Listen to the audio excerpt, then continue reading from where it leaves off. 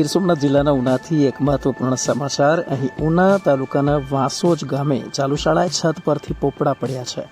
વાંસોજ પ્રાથમિક શાળામાં પહેલા માળે લોબીમાં પ્રાર્થના કરવા બેસેલા વિદ્યાર્થીઓ ઉપર છત પરથી પોપડા પડ્યા, જેમાં 6 જેટલા વિદ્યાર્થીઓને ગંભીર ઈજા પહોંચી છે.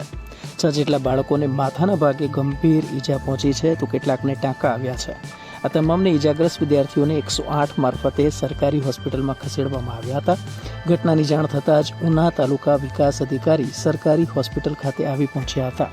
વાંસોજ ગામની પ્રાથમિક શાળાનું મરામતનું કામ ધીમી ગતિએ ચાલતું હોવાનું પણ સામે આવ્યું છે, જે શાળાના આચાર્યએ જણાવ્યું હતું.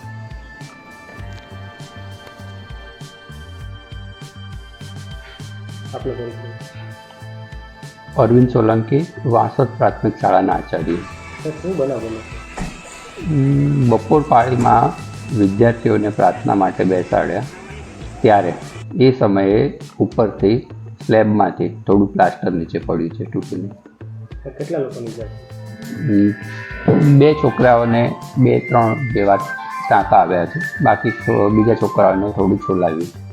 સર, રિનોવેશનમાં આપેલું છે કામ કે? હા, આખી બિલ્ડિંગ બધું રિનોવેશનમાં છે. સમયસર માણસો આવે છે કામ કરવા માટે? ના, સમયસર આવતા નથી. એમને જાણ કરેલી છે, એટલે આવે 2-4 દિવસ પછી પાછું બંધ રહે, આવે બંધ રહે, એ રીતનું છે.